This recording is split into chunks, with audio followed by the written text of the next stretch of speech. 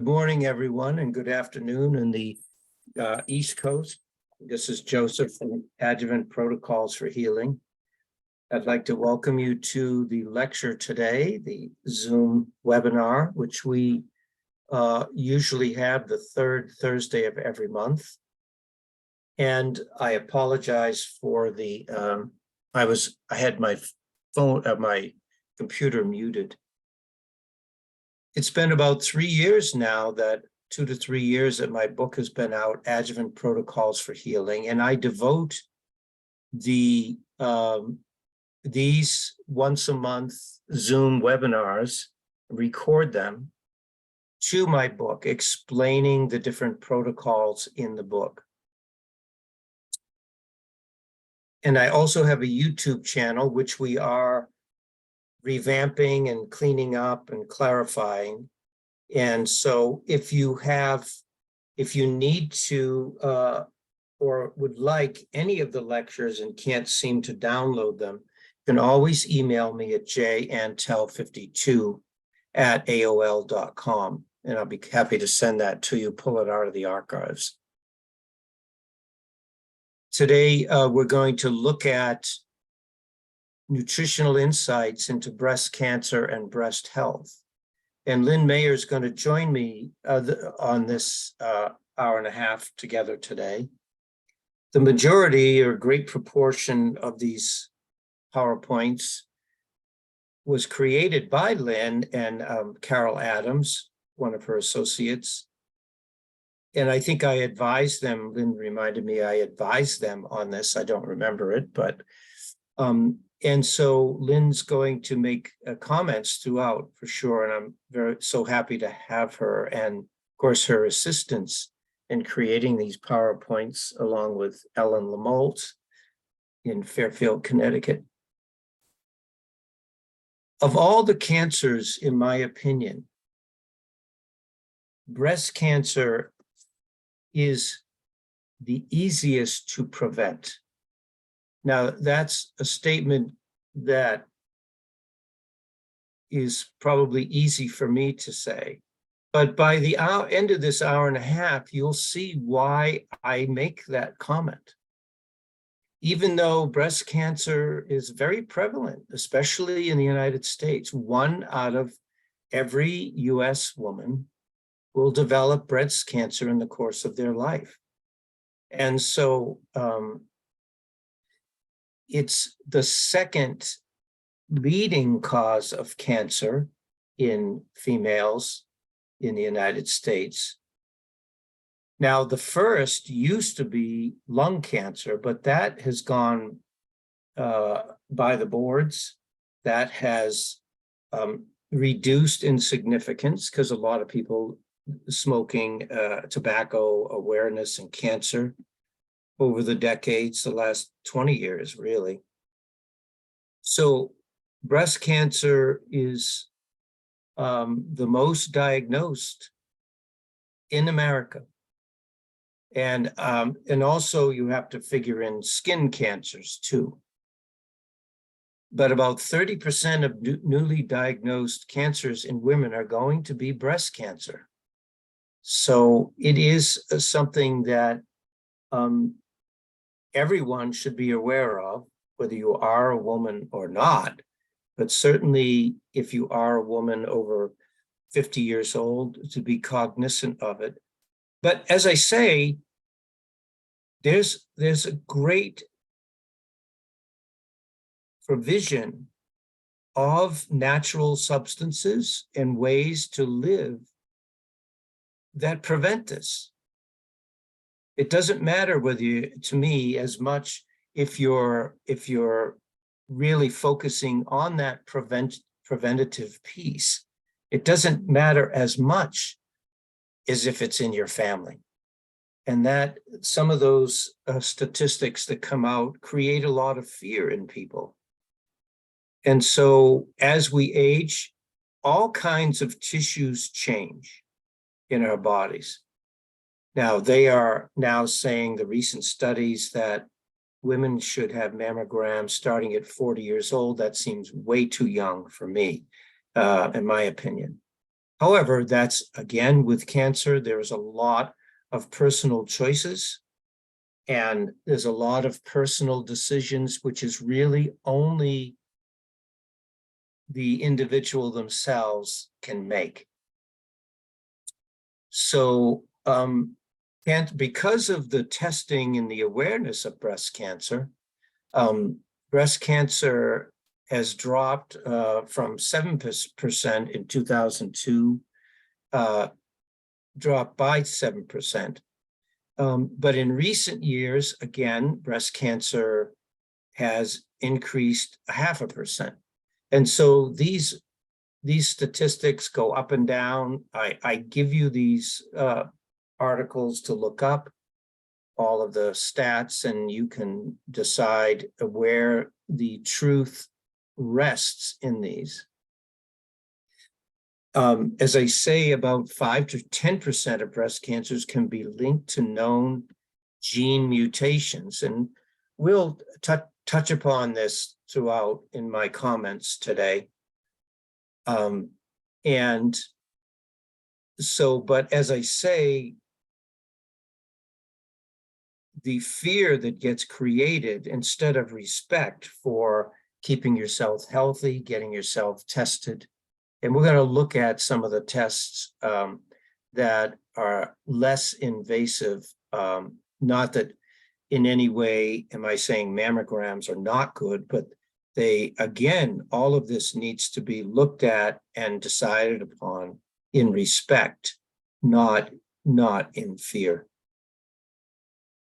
So the risk of breast cancer will recur or spread in correlated with the size of the tumor, the extent, and it just depends how quickly you catch it, and that depends on what should be done. About 20% of breast cancers are seen at an early stage, and so that is good. And as I say, when the most important thing, as far as I'm concerned, to remember is if there is a change in the tissue, then it should be looked at and dealt with right away.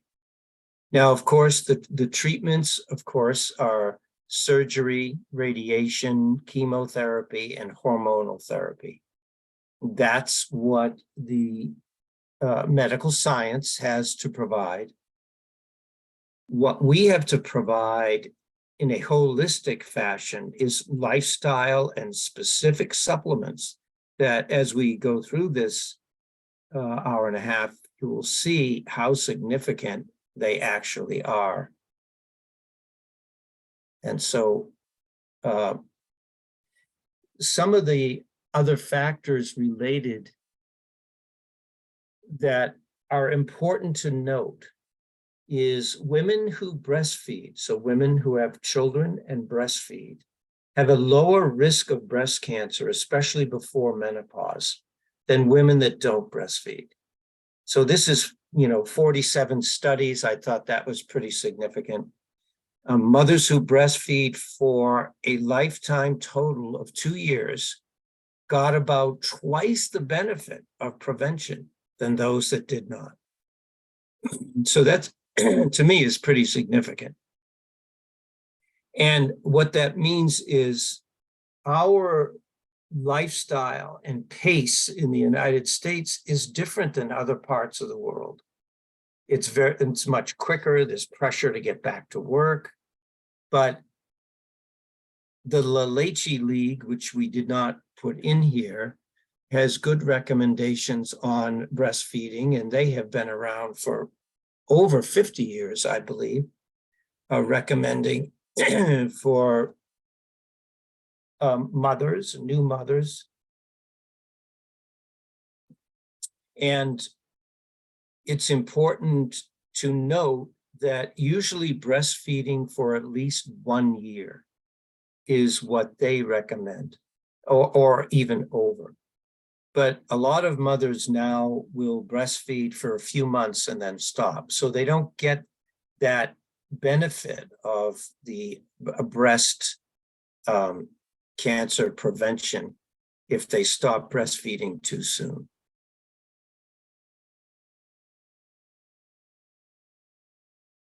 The other big factor are breast implants. Now, according to the FDA, there is a possible link between breast implants and certain types of lymphoma, of cancer in the lymphatic system. So you can read through this article. You would note here that is a cancer that can develop in any part of the body when there's breast implants. I think that's interesting to take note. But most commonly, this type of cancer from breast implants commonly occurs in the lymph nodes and skin. So it's very simple. If you start noticing any type of infection, any type of feeling poorly, then, and you have breast implants, again, these are warning signs or a change in the tissue. And basically what they say is there's scar tissue that forms around these implants.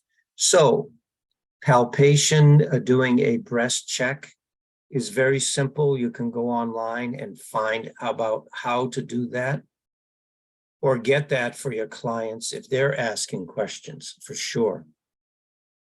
So to be aware, as I say, if you have implants, and remember that implants can always be removed and they can be taken out. So there is no need to feel that once a person has implants that they're stuck with these challenges. They can have them removed, and that again lowers the risk greatly. So, and before you move, Joseph, if you could go back to that other slide, the thing that I thought was fascinating, we underlined it, look for signs of weakened immune system like fatigue or hair loss, because we often think of fatigue, hair loss, thyroid, but to put it on your radar screen to check with, this possibility of implant infection being part of the problem. So, yes. And of course, implants have changed. What is in the implants, if they start leaking, all of those are factors. The older implants leak after a while. They can be changed out if a woman's choosing to keep them. And what they're putting in the implants is less toxic than they used to be too. So, but as Lynn says, these signs and symptoms, any change in the person, in their body, or in the tissue itself are red flags. They're cautionary red flags to pursue clarification for sure. Now, one of the great preventative, as I say, is palpation, to do a breast check at home. And if you notice a change in the tissue, it may not be cancer, but the precursor, in most cases, to cancer is this change in lumps, fibrotic tissue. Now, those are the things that need to be kept an eye on. Whether the tissue becomes hard, inflamed, painful, those can all be precancerous. So one of the big preventions of this is the use of iodine. And we'll talk about that, because remember that the thyroid has the most iodine of all the parts of the body. The breasts are second and the ovaries are third. By the way, the skin is on that list. Lynn found that a few years ago, and I always remember that when I lecture, that changes in the skin can be an iodine deficiency. The body's tissues need to be saturated with iodine to have enough circulating iodine in the extra, that means outside of the breast, cellular fluids, to be available for apoptosis of the abnormal cells. I'm just going to pause there for a second. So apoptosis is natural cellular death. And so this cycle, when there is enough iodine in the bloodstream, now you could say, well, how much iodine? Well, Dr. Lee commented on his product, which is now called Prolamine Iodine Plus, which we'll talk about in a second, about 3 to 9 milligrams a day. So you don't want too much iodine. Now, according to medical science and FDA and others, that's too high. But that's what Dr. Lee recommended. That's what we have found over many years to be a great preventative. So at least 3 milligrams a day, which is 1 capsule of Prolamine Iodine Plus, to have in blood circulation and in the metabolic pathways throughout the body, because it will help with this apoptosis, clarifying whether a cell needs to go or it doesn't. The more, when there's a balanced amount of iodine, that process is at its optimal. To be available for apoptosis and abnormal cells that normally develop in the breast after each menstrual cycle. So here is where iodine plays a part in the intracellular fluid as well as the extracellular fluid due to the effects of hormonal changes. With an iodine deficiency, these abnormal cells can accumulate and develop into fibroid cystic breast disease. Increasing iodine intake can dissolve fibrocystic clumps, may take years to dissolve. So we'll get to the iodine portion, but just remember, I have not found this advice and information to work as well if the person still is drinking coffee and having a lot of caffeine. So caffeine needs to be eliminated, in my opinion, completely. I'm not sure why it has such an effect, other than its increase, its overstimulation of many body functions, especially the adrenals. So, and that may relate to thyroid and overall metabolic balance in the body. So there's a cascade of events here. But if you're going to use the iodine, if fibrotic tissue is beginning to form, then for sure you want to eliminate caffeine and get on at least 3 to 9 milligrams of the Prolamine Iodine Plus. So Lynn wanted to talk about this for sure. So go ahead, Lynn, with this. Yeah. In fact, I just added this slide in this morning because I remembered teaching from this book years ago. And so thought, oh, of course, women know that now, and they're not, wearing the underwire bras and on all day. But I had recently seen an article in the paper that spoke to women are still wondering, can they wear their bras to bed all night long? And so this book was originally released in 1995, I believe, and it's been re-released in 2017 with much updated information, but about how the relationship of wearing those tight and underwire bras for great lengths of time can be an underlying cause to the painful breasts, even lumps, that can form with the lack of circulation, uh, when worn for a really long time. So just a reminder to, really take a look at your bras and reduce that as much as you can, wearing more of a sports bra instead of an underwire bra and all the tightness in that. Remember if it's been a day where you've had your bra, and the bras too, as Joseph and I were talking about this morning, many of them are, uplifting and pushing the breasts upward, but all of that can just put a hamper on the circulation and the lymph flow into that very important tissue. So you can even remember to massage your breasts once you've taken the bra off, to bring more of that circulation back. And so we've here right after talking about fibrocystic breasts is because, like they say, just even some lumps they could see, they have studies that show that they went away when women stopped wearing their tight fitting bras. So. And this this is very significant. Thank you. Because of this lymphatic drainage.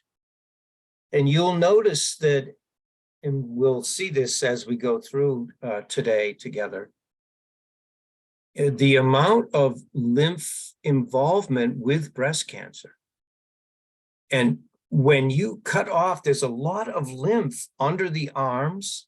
Of course, we know up in the neck, the back of the knees, and around the digestive system, the colon especially, and small intestine, but particularly that area from under the arms and across. And I remember a story that of a heart surgeon that when he realized in open heart surgery the destruction of the lymph drainage pathways when you do open heart surgery, he stopped doing it and he wrote a book. Actually, it is in my book, the name of his book, I believe. I can't think of it off the top of my head. But that's how important. And wearing anything that is going to restrict in that area over time is a relevant factor. It's a pretty big factor. And so this book is definitely worth a read for sure, and to take some wisdom from that. So this is from my book, and I'm wondering if I have that gentleman's book in here. Maybe not. No, I guess not. Yeah, but I can get that for you. If somebody, you can email or text me if you want the name of the surgeon's book and his information. But the four primary products that I put as most significant, of course, is Thymex for lymphatic drainage, Cruciferous Complete, which we'll get into, that really balances, removes, lowers bad estrogen and increases good estrogen, which is a huge factor in breast lumps, fibrotic breasts, and breast cancer. And of course, the mammary PMG. And then we've already talked at length about the prolamine iodine here. And then other factors that I put as far as fibrotic and breast lumps are the pan-immune enzymes, which you've heard me talk about many times. So other than those four products, which we're going to go into in pretty good detail here, my personal journey through cancer, the other things that I recommend are to take all the time, whether you have cancer, whether you have cancer in your family and you're concerned, whether just as general maintenance are these four products: calcium lactate, Imuplex, Cataplex C, and Arginex are the four top. And you will see in relationship to breast cancer in particular, that the kidneys play a huge part in the lymphatic drainage process. So the lymph drain back to the liver, but they also, the kidneys play a huge part in supporting that process of getting rid of unwanted substances out through the renal pathways. So I'm not going to go into this today. The other note, unless Lynn was going to talk about it, is the organ specific. Always, when you think of the tissue specific protomorphogen, for instance, that goes with breast cancer, you would use the mammary PMG. And you can see here with the Thymex, how many Thymex I took a day for 2 years, which was 8, 3 times a day. And then instead of Cataplex C, I did take some Cataplex C, but a lot of Cyruta Plus to bring back not only for phagocytosis, but to maintain the integrity of collagen tissue so that aberrant tissues don't take the place of normal good tissues. And that is that part, the rutin, the P factor in the Cyruta Plus. So you can see the devotion that I had for 2 years, and my cancer was completely gone in 2 years. So now I'm not saying that everyone has to take all of these, but certainly these top 4, the organ specific, and then in the case of breast cancer, definitely Thymex, and again, the vitamin C. So our awareness, we're not treating breast cancer. Of course not. It's not our role. It's not our place in the holistic paradigm that we've elected to devote our lives to, that there's been a calling for most of us. But we want to think of health. And in this case, we want to think about healthy breast tissue. So this was the years ago when Lynn and Carol taught this PowerPoint. It's the same. You'll notice the top 4 products are the same. Little different priority, but the same. And then some other related products, which we'll get into. Did you want to make any comment about this, Lynn? I know, but what I do want to comment on before you get too much further from your cancer protocol is that I uploaded the 4 primary factors of cancer prevention as notes into the chat box. And then also a reminder that you can all go to Joseph's YouTube and hear his more lengthy conversation about any cancer and his journey with cancer. And there's notes there too, but just Joseph created the 4 primary factors of cancer prevention as a separate standalone piece, which I've put in the chat box for you. Thank you, Lynn. Yes, and we discussed that last month with colorectal cancer. We went into those quite a bit. But just so you know, just briefly, the 4 things are absolutely no sugar. You must have the pan-immune enzymes, and I explain all of this. Hormonal balance, which is really a part of even medical science with breast cancer, and this strengthening the immune alliance. These 4 products are crucial for that. So let's look at the first, the mammary PMG, the administration of mammary gland extracts. So remember that Dr. Harrower was exploring and using in his practice and sharing information with endocrinologists and doctors all over the world before they didn't have a lot of medications and drugs, of using glandular extracts. And so he had a mammary extract. Now, they were not protomorphogens, but they were still extracts. And the mammary extract, he found, will generally stop profuse menstruation, especially in young girls, and will also many times postpone to normal a too frequent menstrual cycle. So heavy bleeding, menstrual rhythms, that's what they were finding. That's where the medical doctors of that time, the more holistic, were looking at that time. Just one more note for, again, how the protomorphogen helps. When you have lactation issues, the woman is not producing enough milk. If you use mammary PMG and I add to that fenugreek, which is an ancient herbal application, the lactation will balance out. If for any reason it doesn't, you can also add in pituitrophin, just so you know.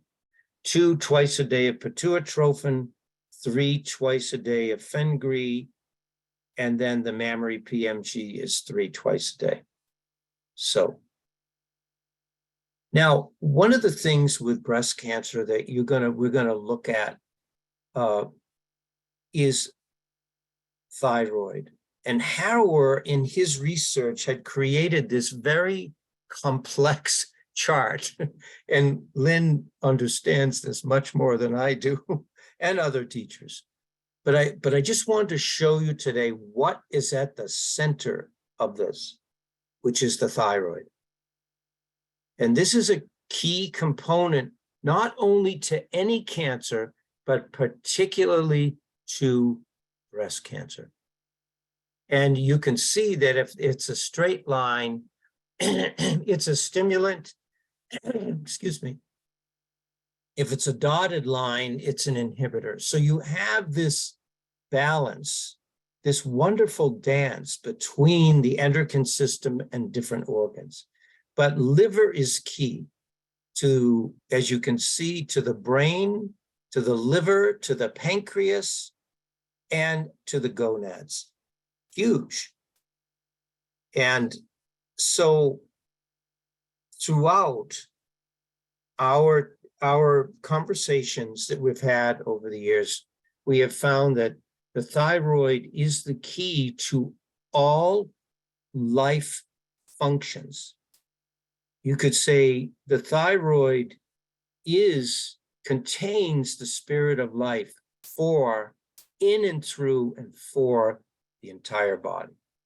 It regulates metabolic pathways everywhere.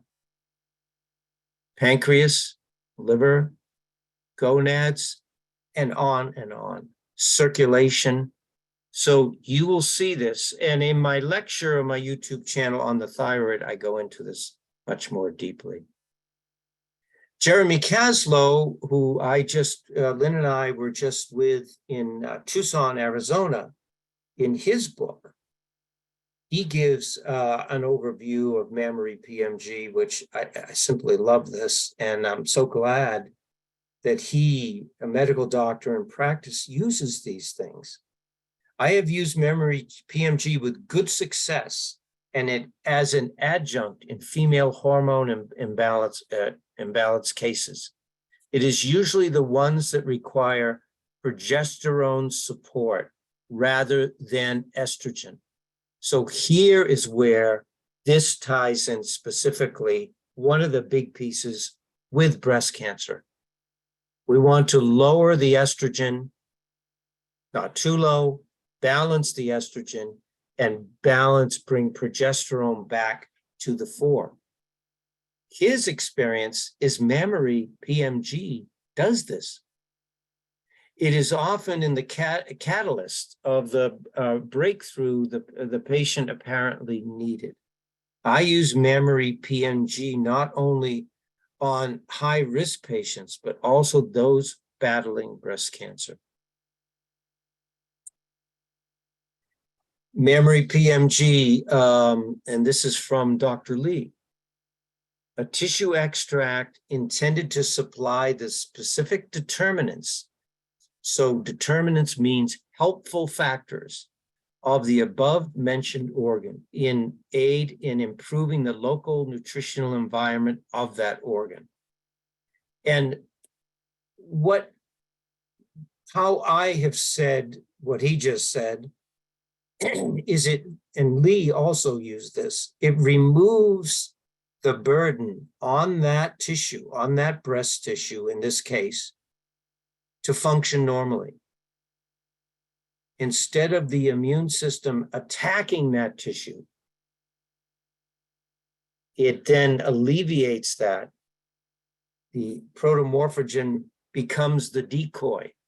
It becomes the antigen that the antibodies have formed and are now have cleaned up those antigens, those necrotic cells, those mammary cells in the blood, and now are attacking the breasts.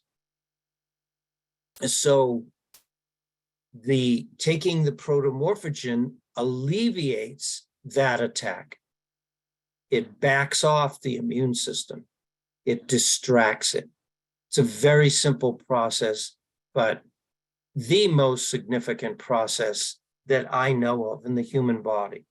In fact, Dr. Lee said the protomorphogens are the fountain of youth. If you take enough of them and the right ones in specific times in your life, and you can take more than one at once. I take 14 different protomorphogens a week, 7, 3 days, Monday, Wednesday, and Friday, and the other 7, Tuesday, Thursday, and Saturday. Not in high amounts, as a maintenance. And I've done it for years. And so you can take many at once. But alleviating the immune system from attacking specific tissues removes the burden and gives you greater quality of life and greater health.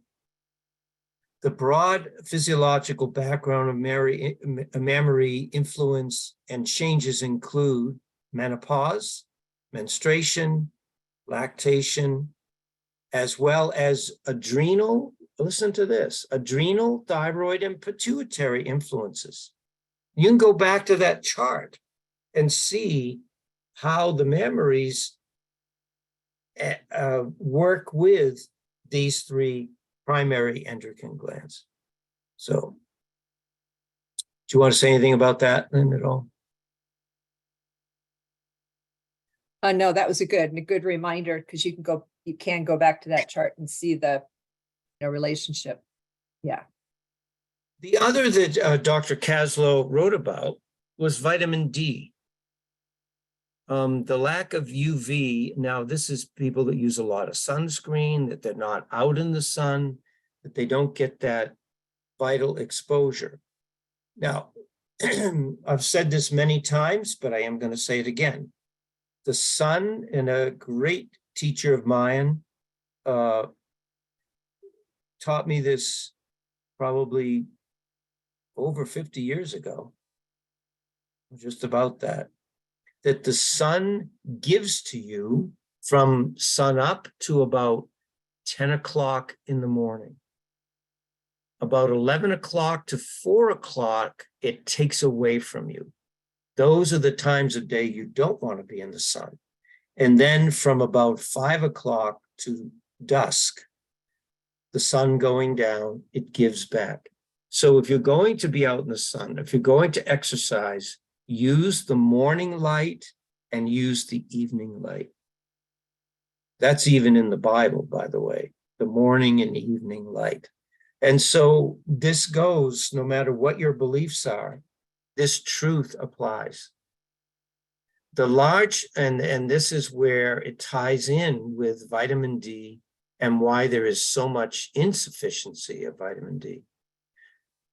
A large prospective study associated with vitamin D sufficiency with reduced total cancer incidence and mortality, particularly in digestive cancers, head and neck, squamous cells, that's skin, leukemia, breast, ovarian, renal, aggressive prostate, and other cancers. And there's the study if you want to look it up. Other studies confirm reduced incidence of cancer when D levels are 40 or around 40. So very essential. Now, I- Lynn, go ahead, Lynn, because yes, I think that what you mentioned to me, that's very important, how much you actually need. Yes, and there's different, opinions about that, but what he found and reported was to have levels greater than 40 in the blood.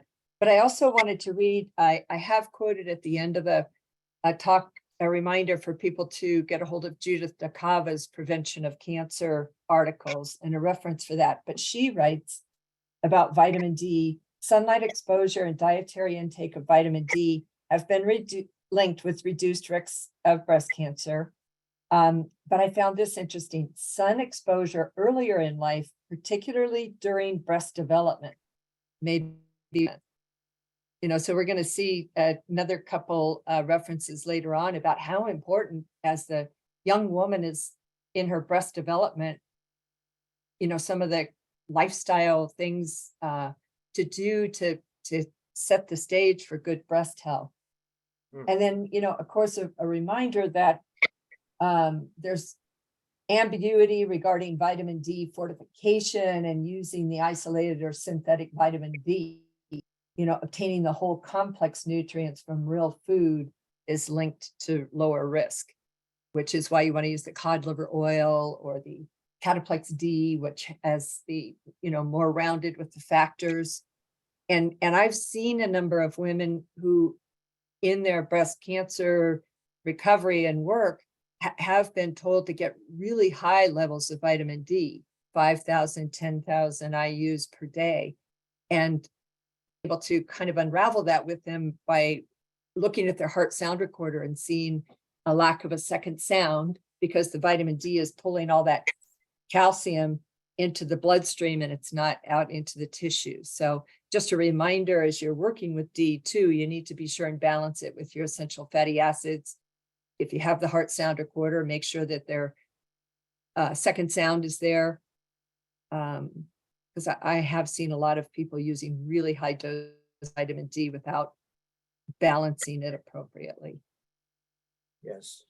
And you will see that the need for that balancer, that, as you said, the fatty acid factor, the vitamin F factor, the fish oils, any sources of oils that have the vitamin F factor, never take D.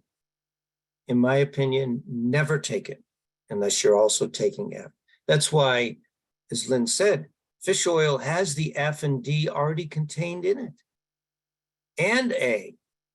So we don't want to take high amounts of anything without the balancing factors. And you'll see that that vitamin F factor, how essential that is in cancers and especially breast cancers here in a minute. So, and you had mentioned, Lynn, that really most of what you had found that they only need 800 IUs a day, which is one Cataplex D tablet a day. That's all they need to provide ample D, not loading these D, synthetic Ds and other forms of D. And this ties back in with these antibodies, which I already went through. So you can look at this and remember that you could say, well, geez, can I get my blood tested for antibodies? You can, in the case of breast health and lung health. Those are the two antibody tests that can give you information of the possibility or not possibility up to 2 to 5 years before cancer forms, whether you have these antibodies in your bloodstream. So those are the two tests that, as far as I know, are available. So, and you can look up some of these sources and check to see when you have blood work done, whether you can add in these tests.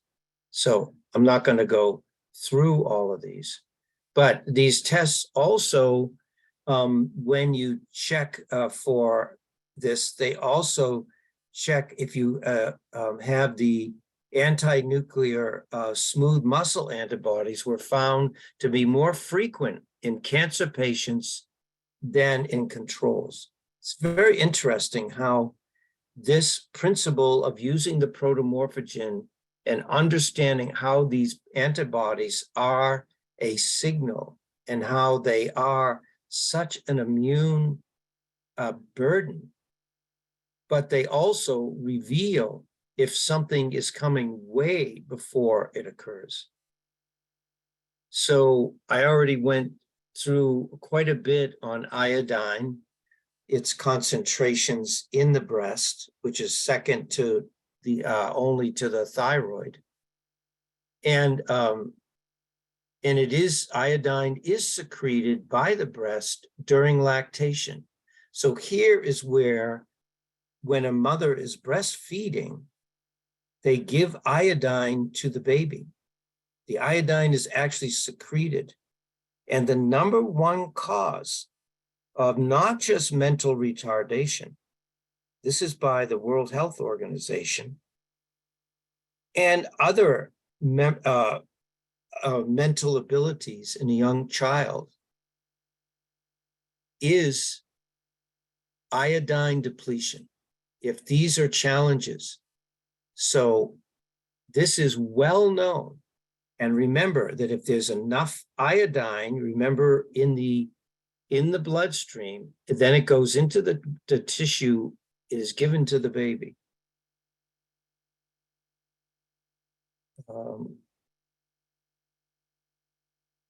So breast architecture, this also ties in with a female developing, will develop abnormally with an iodine deficiency. So it's a twisted way of saying, if you're low in iodine, the breasts are not going to develop.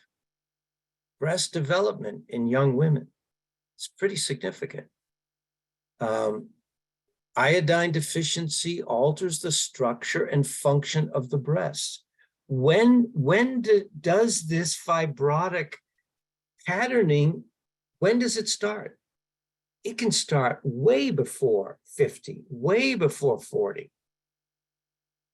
Especially in young women that are showing that they are not, their breasts aren't developing normally and are not, their structure and function are not at their normal levels. This is iodine deficiency, everyone. It's a simple fix. But you have to have the right amount. And of course, we are, we are influenced by government regulation, FDA, to keep the amounts down. Of course, you don't want too much, but you have to have the right amount. And so, more information on iodine, which this is a duplicate, but again, a great source if you want to look this up. And this research article says it prevents great potential. It presents great potential for its use in research directed toward the prevention, diagnosis, and treatment of breast cancer. And when I started, I talked about the amount of breast cancer in the United States in women, which is the highest in the world. And if you look at other nations, other countries that have high amounts of iodine intake, and I believe, I didn't get the number, but I think I can remember it from another lecture. In Japan, where they have the lowest incidence of breast cancer, the women there take in 12 to 15 milligrams of iodine a day through food. So that just gives you an idea that when we say 3 to 9 milligrams a day, it's really very safe. It's done everywhere else in the world but here. So the Japanese women have the lowest rate of fibroid cystic breast disease. Remember, that's the precursor. That's the sign to potential breast cancer. And ovarian as well as endometrial cancer, endometriosis, iodine. So very significant. And then if they have lower dietary intake of iodine, the higher the breast cancer rate. Would you like to talk about this one, Lynn? Is this one you want to talk about? Sure. Yeah. So this is a wonderful book to have in your library, Iodine, Why You Can't Live Without It. And one of the quotes that we pulled from this book, because oftentimes, and we will hear, well, my doctor doesn't want me to take any iodine because there's a problem that it's going to exacerbate a thyroid problem and worsen an autoimmune thyroid problem.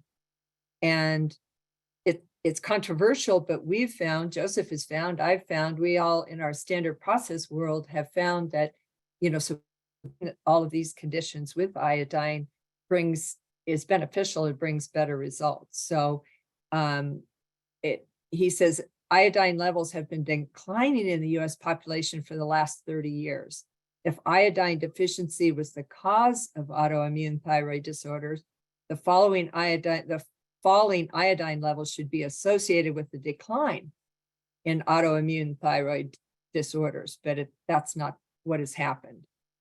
The last 30 years, we've seen the increase in autoimmune thyroid, Hashimoto's, Graves have been increasing markedly. So this is a great quote to have when you might have a client who comes in that has been advised otherwise that they should be taking any iodine.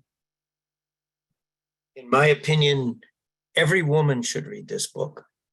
They have to understand about iodine. The understanding of protomorphogens and other substances, but they have to understand about this mineral. If you're a female on Earth. But men too, because remember that the 4 halogens, fluorine, bromine, chlorine, and iodine, all compete throughout the body, especially the brain, the pineal. If you get too much of the other 3 toxic halogens, you have all kinds of problems: skin, brain, breasts, ovaries, thyroid, coarse thyroid. If you have iodine, which is the predominant halogen, then these possibility or these challenges disappear. So, in my opinion, everybody should take 1 prolamine iodine plus a day, at least 3 milligrams a day. And all of this nonsense that it will overstimulate is just not true. If there is an autoimmune issue that has developed, you have to watch the amount. But as Dr. Lee said, that if there's high thyroid function, you can give them iodine and it will bring it down. There is no way of telling. There is no across the board, you can't take it. There isn't. It's wrong. It's false. It's a lie. In fact, Dr. Lee said, the only way to know is try it and see. And so if you get too much iodine, it's simple. You get a little heart palpitation. So you don't take that much. You can do the urine test. There is our urine test you can check. See if too much is excreted. So your body's throwing it off because it doesn't need it. This is an essential book. If you haven't read it, you should. And so what if you need iodine, what are some of the symptoms? Diminished secretions, sweat glands, not sweating enough, nervous tension. You'd say, oh, iodine will make that worse. No, it is not true. Tremors, tachycardia, you need iodine. Again, try it and see. Thyroid disorders, weight gain. And this is so common in menopause, where women need ample amounts of iodine and they're not taking it and they cannot lose that weight. Now, remember, the ones that are saying this, that it's too much iodine, it's because what they have studied the reaction to the lack of utilization of iodine. So Dr. Lee had the answer for this, and that is to use parotid PMG. If you use parotid PMG, it will assist in the utilization of iodine. There is nothing wrong with iodine. It's just if it's not being utilized, if it's not being absorbed, infections, the ability to think clearly. So, and on and on. Heavy metal exposure. So, and here is the periodic table that Lynn will brilliantly will explain, because Joseph does still to this day doesn't get it. It's like, how come there are all those different colors? So this, I just wanted to include as a reminder, this is the periodic table that shows the elements that have a similar relationship to iodine, the fluorine, the chlorine, the bromine, and our, with all the fluoride that we use in our toothpaste, with all the chlorine we use in our water and in our swimming pools, and the bromine is what's used. Iodine used to be used as a preservative in breads, but they've changed it to bromine. And so now these can be taking up your receptor sites on your cells. So one of the things that you want to be mindful of when you start to take your iodine, and why you want to move it up slowly, is that if your body's very deficient in iodine, and we have a test coming up to show you how to address or find out how much iodine you're deficient in, when you start to build it up, the body will start to release these other things, because the preference is to have the iodine there. So you can get a detoxifying reaction. So just a reminder to move slowly, and why we always start people with one, prolamine iodine plus. You do that for a week and then move it up to 2. And it's just a reminder that to keep these other elements at bay as much as you can in your lifestyle. Very good.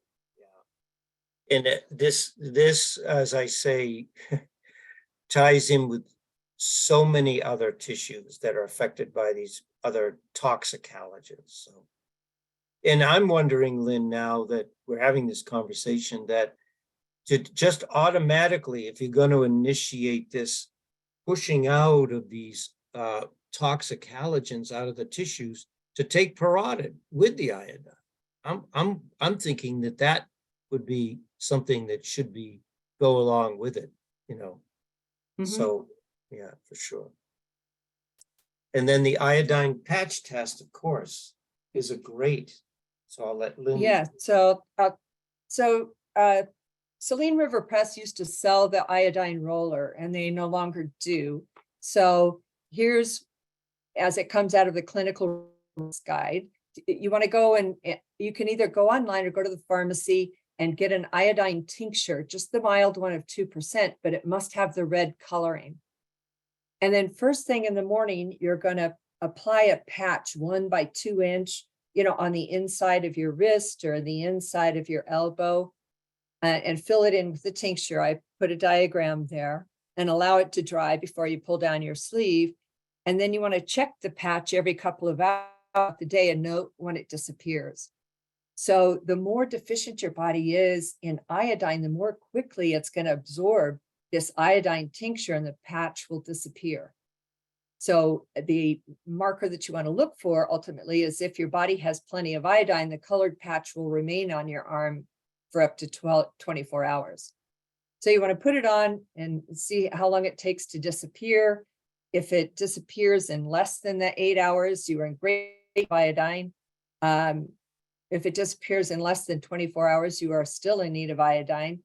And then, once it starts to stay on 24 hours, so you can use the iodine as a marker of how you're progressing when you're getting more iodine into the body. You wouldn't test it every day, but you would test it, once a month or something to see how your body is loading with iodine. And I'll just share, I have one story that I love to tell, was when I very first started out in doing nutritional work and to do the nutritional exam. And I had a woman who came in who was extremely fatigued during the day and yet couldn't sleep at night at all. So the only thing that I had done to her that day, was apply the iodine patch for her to watch overnight. And she came in the next day for her report of findings. Oh, I forgot to tell you too. She said, and look at this. She goes, my nails, they're really long, which they were, but they could bend right over. She could just bend them. They were very rubbery. So when she came in the next day, she sat down, she goes, can I do that again? And I said, do what? And she said, that iodine thing. She said, I slept like a baby last night. And she said, and look at my nails. And if I hadn't witnessed it myself, I wouldn't have believed it. But her nails had gained their strength back in just that one application of iodine. And I just helped another practitioner. She had done the iodine test on one of her clients, and the patch actually disappeared within 30 minutes. Wow. And the following day, she reapplied it to just see how long it was going to take. And the next day it took 8 hours to disappear.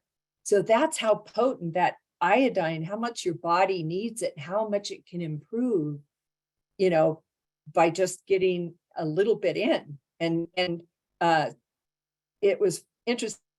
We had her keep applying the iodine patch every day until the practitioner could get her the prolamine iodine to her ordered and get it in her hands. So to just use it, prophylactically as well to start getting some iodine in. So, yeah. And somebody asked in the box, a chat box, should a patient not take a shower? Yeah, it would be best to not take a shower because you could just wash it, off or limit it.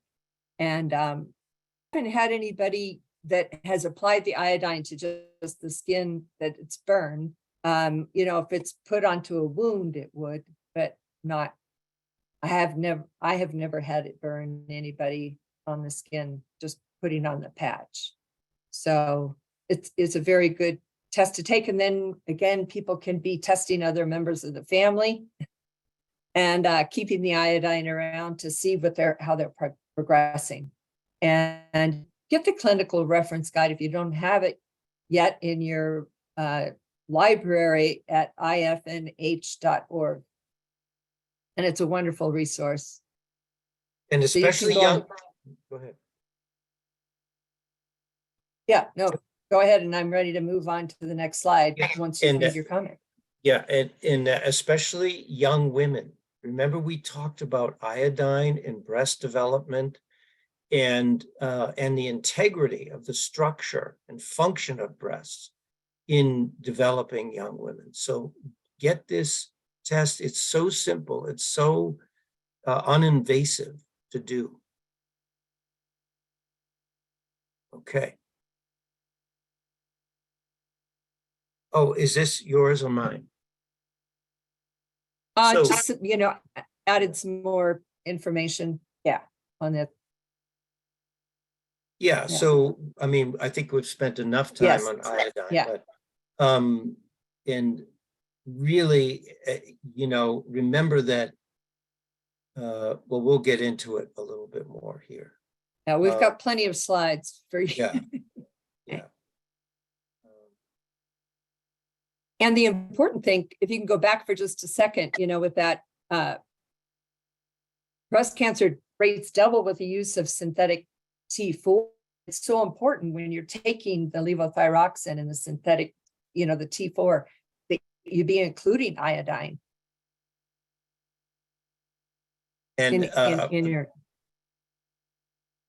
And this iodine triggering apoptosis is so important because when you have aberrant cells, fibrotic cells, scar tissue cells, those cells need to die off quickly.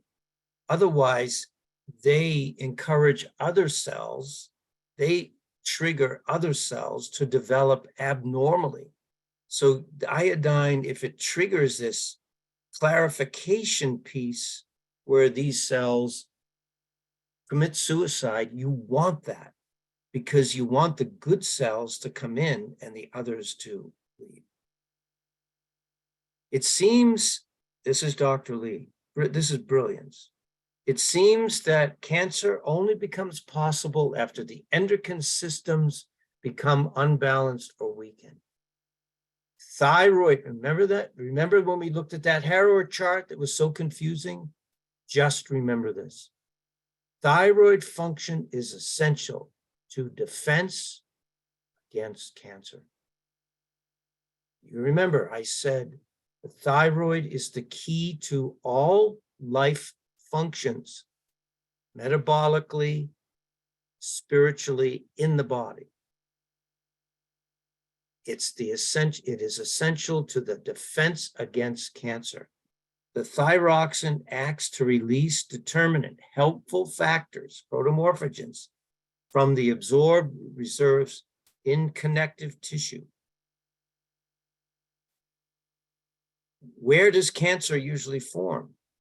Many times in connective tissue. And here is the other piece. Remember our conversation about vitamin D? You need the F with the D.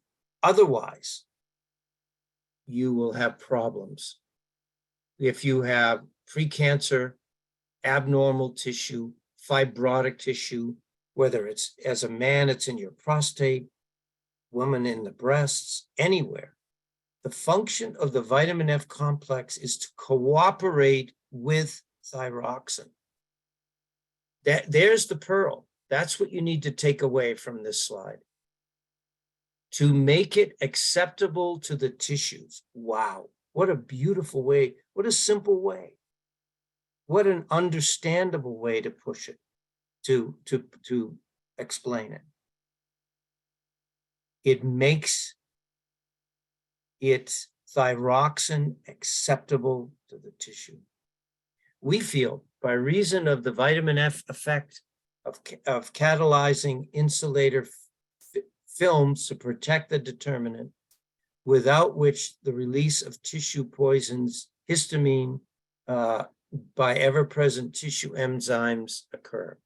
In other words, if this function isn't at its optimal, the buildup of toxins happen in the body. This is the basis of well-known anti-carcinogenic effect of the vitamin F complex. And you can read this.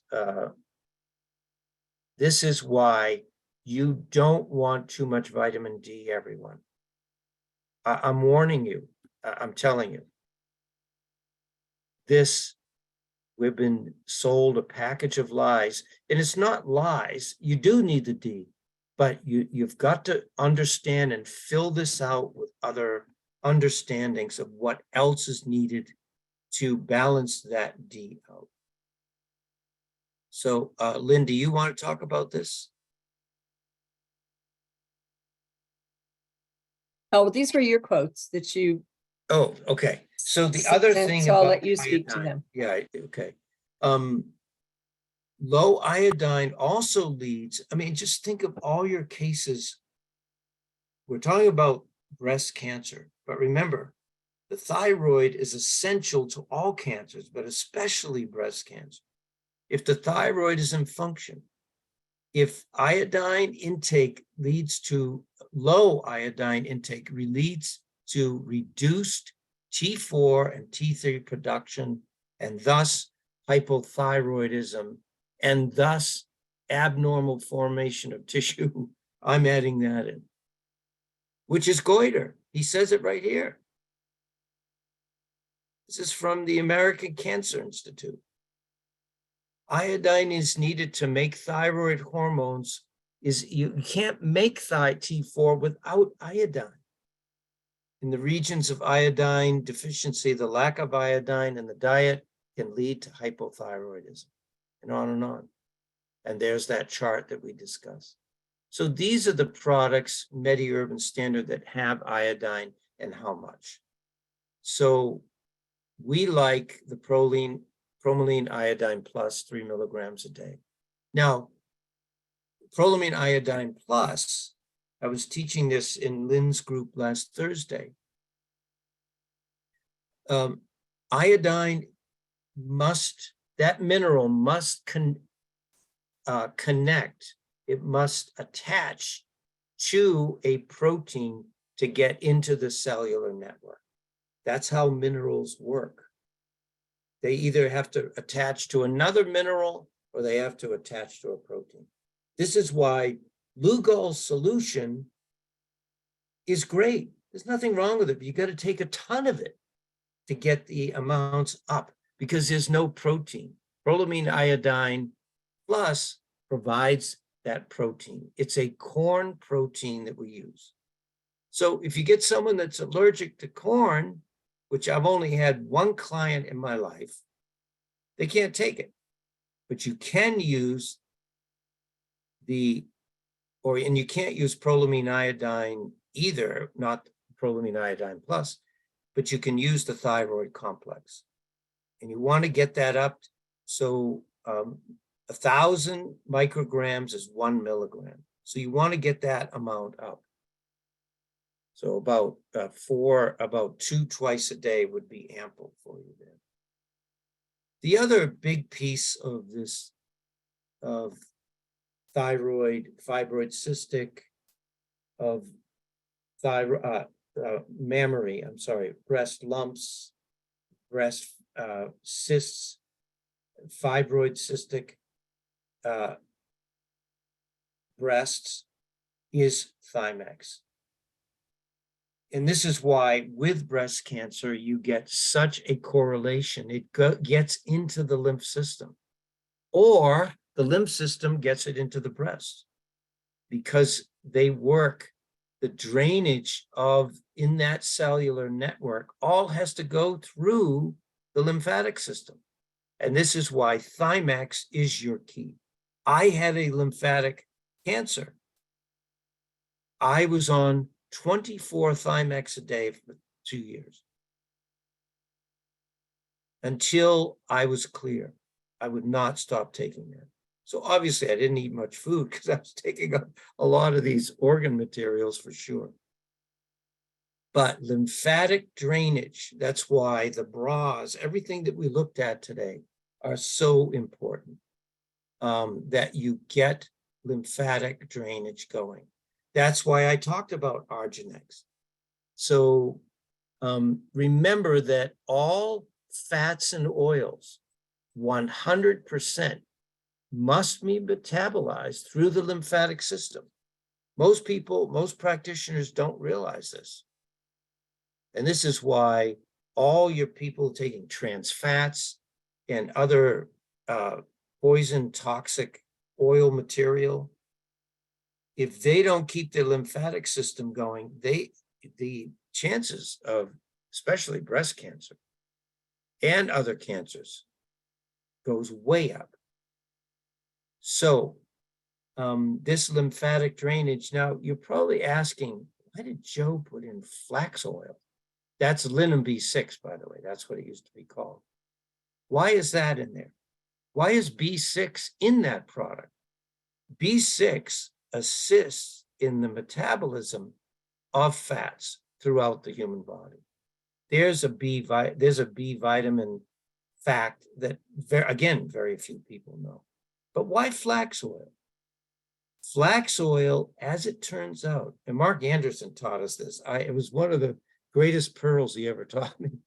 Flaxseed oil is, the nature of it is very similar in texture and in dynamics as lymph fluid. And so the body uses it to expectorate. It uses it to transport lymph fluid more easily. Isn't that amazing? Thymex to stimulate. Remember, thymus PMG wouldn't do it. You want that is if there are immune factors, if the immune system is attacking the thymus gland itself and parts of the immune alliance. You want Thymex. The EX means it's stimulant. It's a stimulant. It's functional. And Dermico is well known in the herbal components in there for lymphatic drainage in particular. And I say Arginex. Now, who did I learn this from? John Courtney said, if you're going to drain, if you're going to use Thymex, you must use Arginex. The kidneys play a huge part in that lymphatic drainage process. So here's a little bit more about the oil itself. Now, some of you are thinking, well, can you use the dried F tablets? Could you use the dried powder in the Supri FF? Not as much, because you need the oil component if you're gonna, but if you don't have the mechanism to break it down, of course you can use those dried substances. Now, people will say, well, if I take oils, I burp all the time, which is, by the way, is a gallbladder issue. That's an issue where you don't have enough bile salts when you're burping all the time. So, so you could use the dried form, but it's not as effective in lymphatic drainage. Here's the other really important of the 4 top products that we talked about for breast cancer. And it is this cruciferous complete. Several compounds in cruciferous vegetables that research suggests support women's body in processing estrogen. Not only is it high, it's 500%. It increases friendly estrogen 500, up to 500%. It was a small study that was done, which we're going to provide for you. But what this study found was the use of dietary supplements containing 3.6 grams of dehydrated Brussels sprouts and kale, normalizing estrogen ratios in premenopausal women. This is huge. The big issue, and even medically, they know it.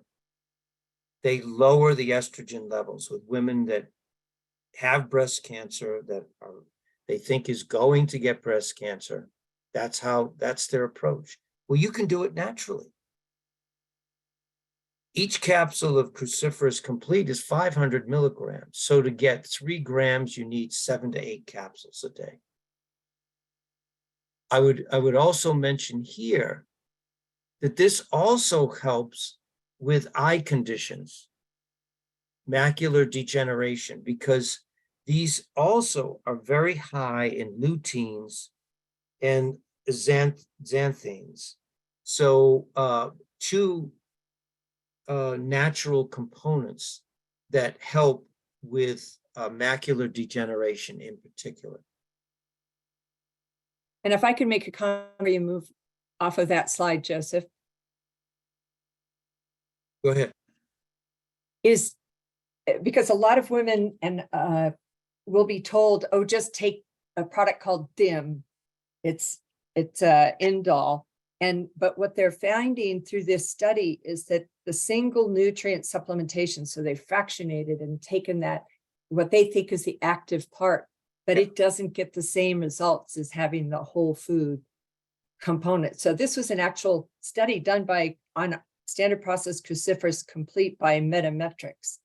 So, and I've loaded that article for you in the chat box.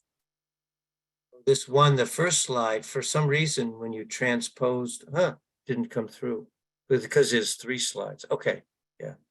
Yes, anytime, you isolate to make it more potent, you exclude, you don't include the synergistic factors, the unknown factors, and then people wonder why they don't get the results. The further you get away from food, the further you get away from the unknown factors that help with the healing. And then this is a very impressive. Go ahead, Lynn, with this. Yes, this is one of my clients. and we'll be talking more about thermography a little bit later too, but this was a client of mine who had a thermograph done in April of 2008. And then over the course of the year, she did the standard process purification program, but she was also continuing on the cruciferous complete. So you can see a year later where there's a lot less of the inflammation there. So I love that. Yeah, see it's that. very impressive. And so through the purification program, she got lymph drainage going, right? And that's where you see these real hot spots of these dark orange to red are completely gone. See it under the arm? That's not her breast, that's her lymph. Now you can still see it's still there because there's more work to be done. But man, the hot spots. And listen, thermography is really, in my opinion, is what should be used first. Palpation of the breast, thermography, and then mammograms. Mammograms, in my opinion, again, are high in substances you don't want, that radiation in your body. So, and you were going to explain this one too. Yes, this is a wonderful slide that I got from Jan's work, and I love it. I look a lot at hormones for women, and I look at it through the saliva, which is the physiologically active hormones in the body. And when you're looking at hormones, in my perspective, you want to look at the whole family of hormones because they function and dysfunction together. So when we're looking for, is a woman experiencing an estrogen dominant situation, saliva test is one that I look for. And it may not be that they're really high and, the estrogens so much as they're very low in progesterone, which is the balancer of the estrogen. So again, you want to look at the whole family, so that you can, and then watch it and be able to see how are we doing with getting things back into balance. So that's another whole conversation itself, but I love this slide. And I'm constantly showing people this particular slide as far as just so that they can see how cholesterol is important to the foundation, of their hormones. And yeah, and then this is, coming down your body's either going to produce cortisol, or if you're stressed, your body's going to pull everything over here, and the body's more important in keeping your stress and your blood sugar cortisol levels up to the detriment of you'll pull on your other hormones. So just another comment, when they look at hormones in the blood, they're usually looking at bound hormones.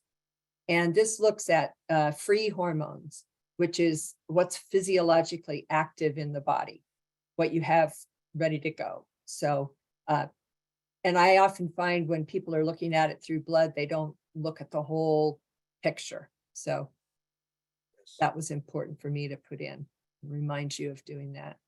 I do this through diagnostics labs. Right. Oh, yes, right. We should put that in, but we can add that later. Yeah. Yeah. So,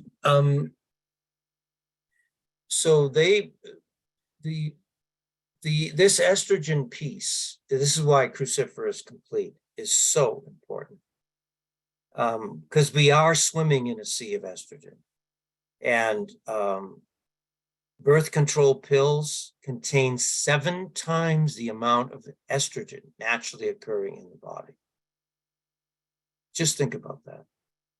And the amount of breast cancer, the number 2 now, estrogen dominance, all kinds of conditions.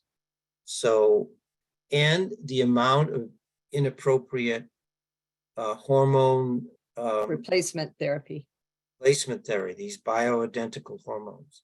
Yeah, you really have to watch. I can't emphasize that enough, how you really have to be mindful about checking and following up with any hormone use, even the creams that, are just sold over the counter, and even creams that can be in your cosmetics and your body care products. So it's just very important that you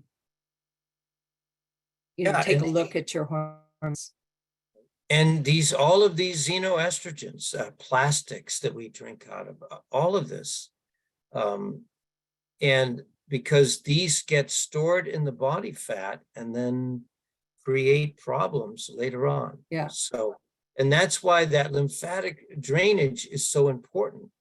Because if lymphatic drainage, which I wanted to add that in because I forgot to say it, those fat cells, when you have good lymphatic drainage, those fat cells can drain more easily to get rid of toxic material out of there.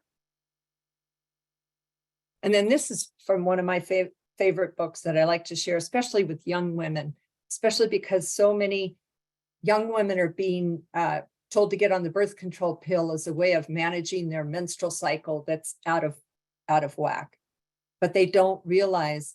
So they did a study of contraceptives, and it was published in the Lancet, found that the use of the pill before age 20 doubles the risk of breast cancer down the road. So this book, The Pill, Are You Sure It's For You, was written by these two authors are in New Zealand. And this book was actually banned when it first came out from our public markets here in the United States.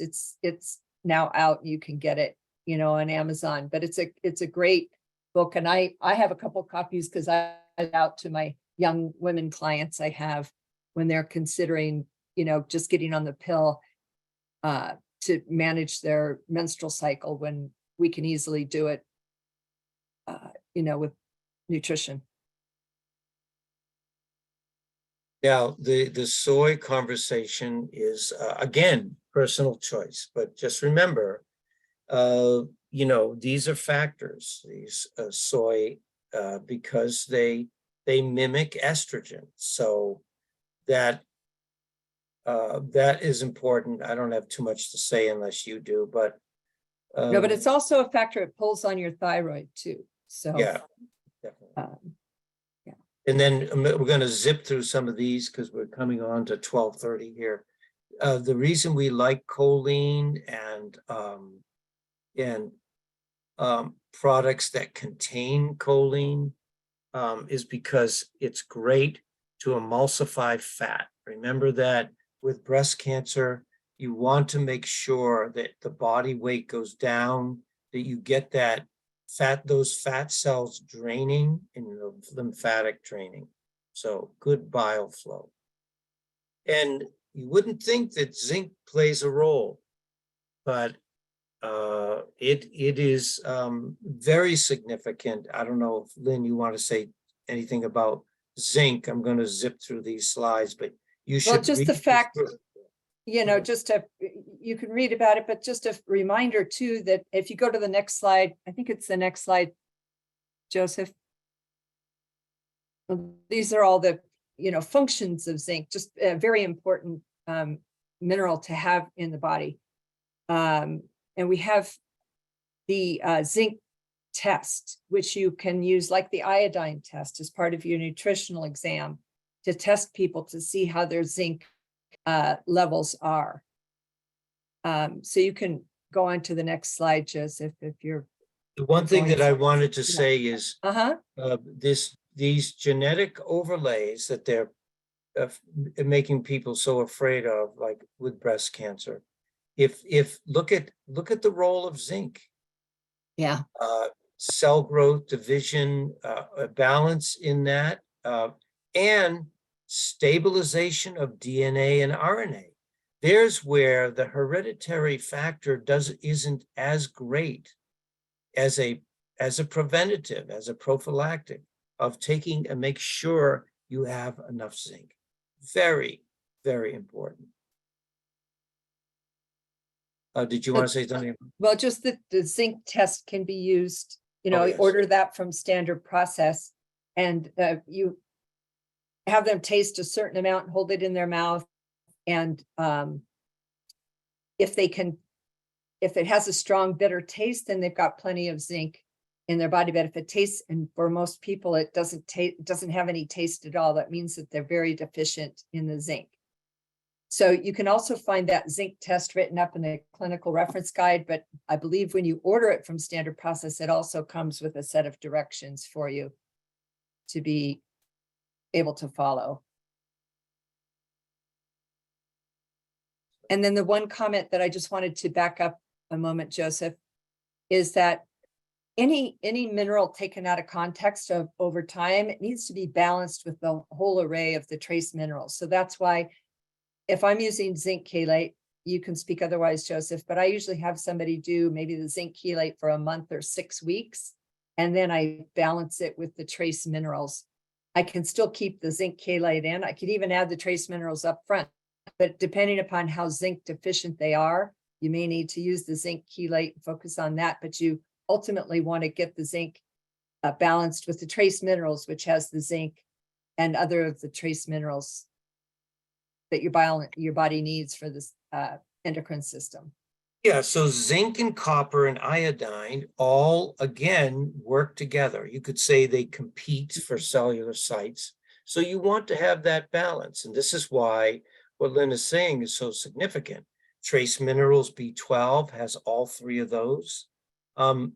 Also, the other product, how I provide this for clients, is Immuplex, has all 3.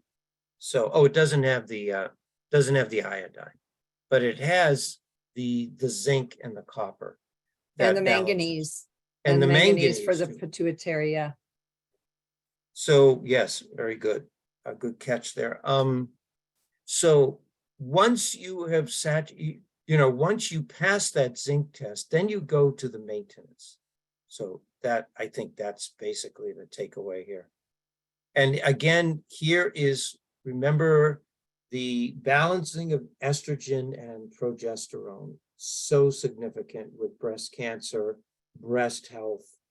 I have helped so many young people using this product, both young men and young women, my granddaughters included, with acne, because you lower the androgens, the male hormone, and you balance those high estrogen factors.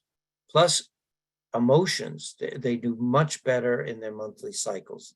And, 1 to 2 twice a day is all you need. And this is such a key. Say your doctor considered with you, or you can pass this on to your clients or your family that, well, you have this in your hereditary pattern. So you want to be especially cognizant of high estrogen. You want to be on prophylactically chaste tree, cruciferous complete, zinc, something with zinc in it. So here it is. Very simple way to live your life. And then, of course, the other factor is to get the liver draining good. Remember, the lymph, all that goes back to the liver to be processed out. So here are your liver products. And again, cruciferous complete would be included in that for breaking down toxins, and the Zymex wafers. And if I could just say my pearl about that is that we tend to think of Zymex wafers just being for the intestines, but it relieves the stress on the liver kidney detoxification systems. And one of the things that used to be demonstrated when I was in Standard Process Southern California was that they would ask a woman if she's tender in the breast to come up to the front of the room, and she'd rub on the spot that's tender in her breast and rate it on a scale of 0 to 5 or 0 to 10. How tender is it? And they'd have her chew up a couple Zymex wafers, wait a few moments, and then have her go back and re-rub the spot again, and the tenderness would much be gone. It's kind of going back to that lymphatic thing again. If we've got the breasts congested, if the liver's congested, can't do its job, then it sends things, like it says, it can lend it to swelling in a variety of tissues of the body, including the breasts. So that's how, if you take any of these products, or try it with the Zymex wafers. Now you could ultimately use the Zymex capsules, but to get that effect of how it's opening up the liver and reducing the congestion in the breast, you need to chew on the wafers. So, and that's my Excellent. favorite product. Yeah, I love these tests that we've developed over the years to test these products right away. Yes.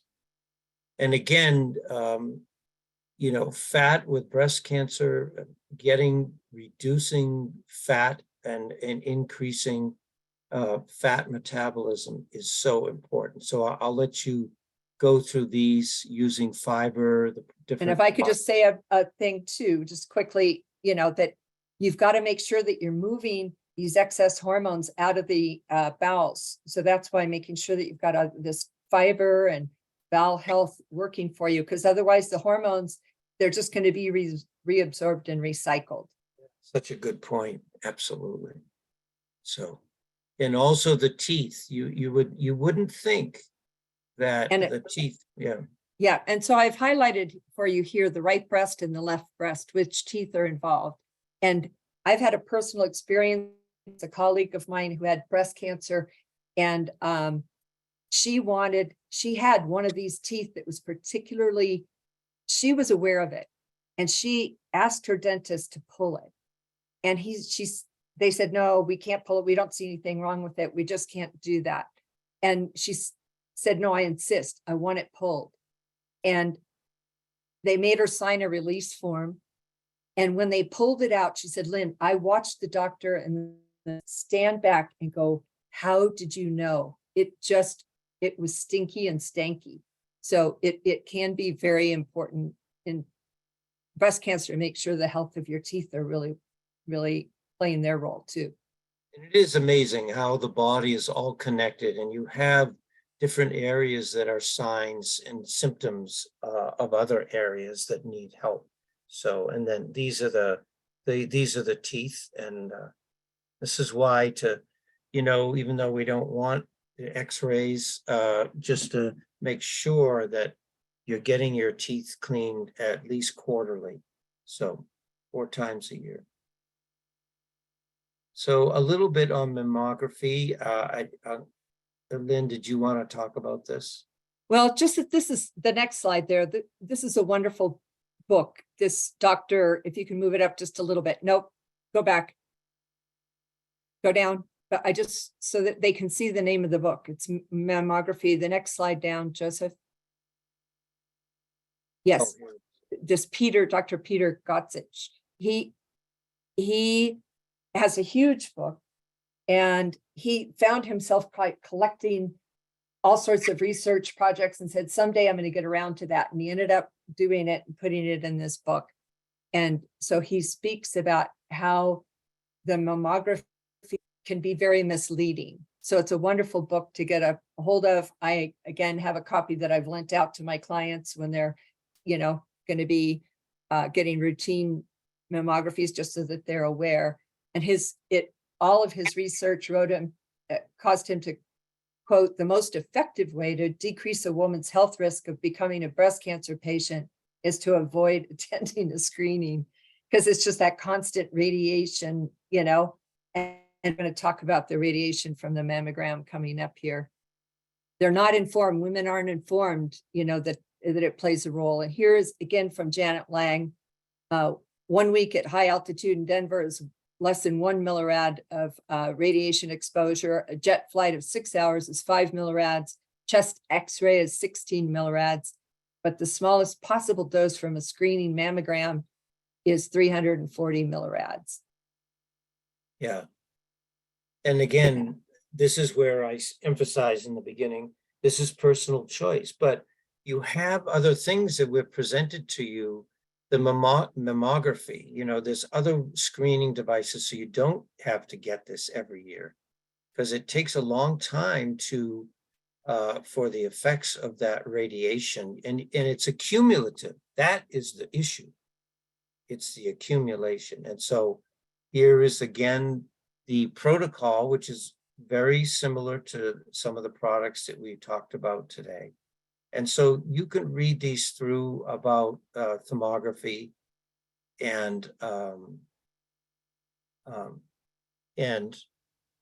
see if that is the right thing for your clients or yourself as you give advice to your family. You take the advice one way or the other, and that you concentrate and focus, which is our longing, our intent for today, on breast health, not the fears of breast cancer, because it's not necessary, and there's so much that you can do. So,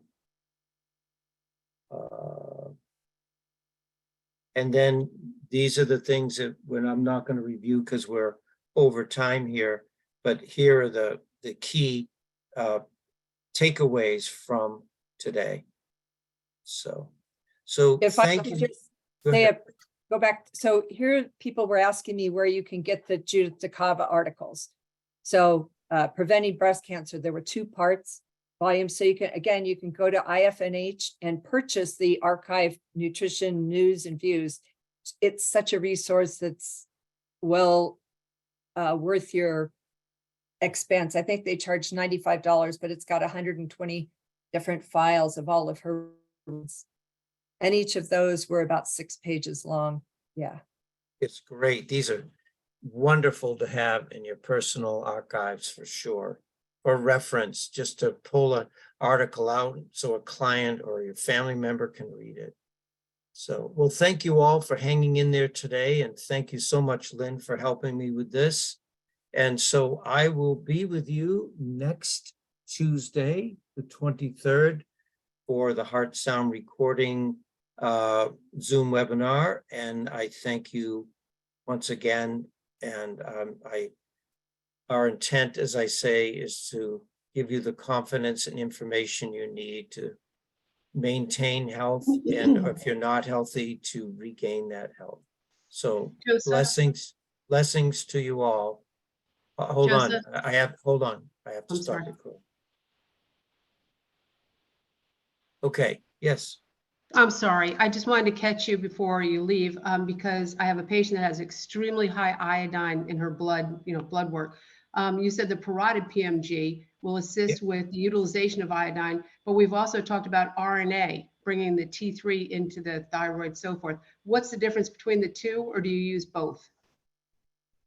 Well, the protomorphogen, again, is going to remove the burden on the parotid so it can function normally. So that's the part that it plays.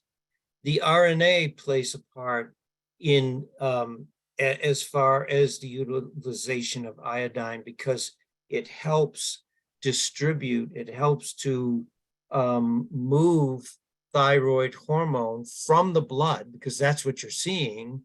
If you get too much iodine in the blood, more than likely there's an imbalance of that T4 factor, because it's not moving into the tissue. That's the role the RNA plays, is to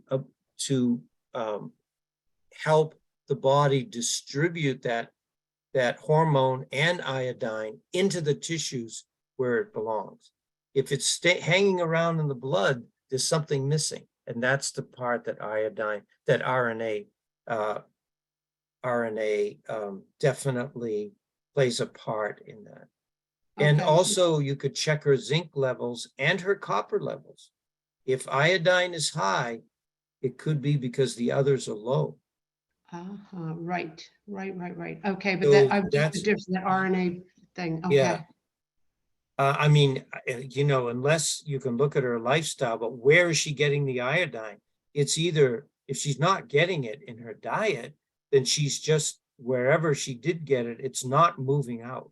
And that's where the RNA plays a huge part. Yeah. Okay, RNA would be the critical piece. Okay, thank you so much. That would be 6 a day, 1,000 milligrams 6. a day. Yep, 6 per day. Okay, excellent. Let me try that, and we'll run another blood test in a couple months and see where she's at. Okay, thank you so much. And the parotid, you can work her up to 6 a day as well. Work up to, start with Yeah. 1 and 1. 1 and 1, and for a week, 2 and 2, and then 3 and 3. And then keep her on that until her next blood test. Yeah. Okay, thank you so much. At some point, can we discuss the parotid? Because I think that's so misunderstood or not even known about. Yeah, I just did a lecture. I should have recorded it last Thursday at Lynn's group. Oh, wow. Okay. I think it's critical. I just had a friend die of parotid cancer. Yeah. Okay. Okay, thank you so I'll much. put it Joseph. I'll put it on the list. You're right, right. Thank you. Thank you all. Blessings to you all. See you next Tuesday.